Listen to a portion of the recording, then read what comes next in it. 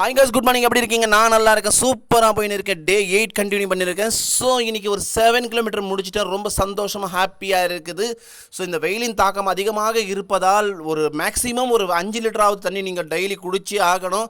Wait லாஸுக்கு important தண்ணியும் ஒரு முக்கியத்துவம், அது ஞாபகம் வச்சுங்க முதல்ல. ஸோ நிறைய பேர் செய்கிற தப்பு என்னென்னா, இந்த வெயிலின் தாக்கம்னா நல்லா ஐஸ் போட்டு ஜூஸ் குடிக்கிறது, ஐஸ் தண்ணி குடிக்கிறது, இதெல்லாம் தவிச்சிருங்க. கண்டிப்பாக ஐஸ் தண்ணியோ ஜூஸோ குடிக்கிறதுனால உங்களுக்கு என்ன ஆகுதுன்னா, ஹீட்டு தான் உடம்புக்கு ஆகும் தவிர உங்களுக்கு குளிர்ச்சி ஆகாது. ஸோ அதை புரிஞ்சுக்கின்னு நல்ல ஒரு பானை தண்ணி, மோர், இந்த மாதிரி பொருள் நீங்கள் சாப்பிடுங்க. ரொம்ப ரொம்ப ரொம்ப நல்லா இருக்கும். உடம்பு கூலிங்காக வச்சுங்க. இந்த வெயில் நேரத்தில் வெள்ளரிக்காய் பிஞ்சு நேரம் அப்பப்போ சாப்பிடுங்க.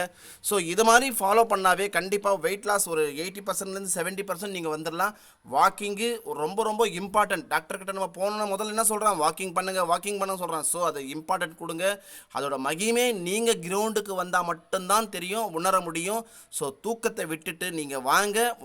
உங்களுடைய ஆரோக்கியத்தை நீங்கள் தான் ஃபாலோ பண்ணணும். ஸோ நாளைக்கு நம்ம கண்டிப்பாக அடுத்தடுத்த டிப்ஸ் நான் சொல்ல போகிறோம். என்னோடய வீடியோவை லைக் பண்ணுங்கள், சப்ஸ்கிரைப் பண்ணுங்கள், சப்போர்ட் பண்ணுங்கள் சகோதரர்களே. சாப்பிட்றதுக்கு முன்னாடி ஒரு டம்ளர் தண்ணி குடிச்சிட்டு நீங்கள் சாப்பிடுங்க. சாப்பாடு கொஞ்சம் கம்மியாக இறங்கும். இது ஒரு சின்ன டிப்ஸ் தான். ஸோ இது நிறைய வெஜிடபிள் சாப்பிடுங்க, கீரைகள் சாப்பிடுங்க. இந்த மாதிரி ஒரு சத்தான பொருள் சாப்பிட்டு ஆரோக்கியமான முறையில் நம்ம உடல் லாஸ் பண்ணலாம் கண்டிப்பாக.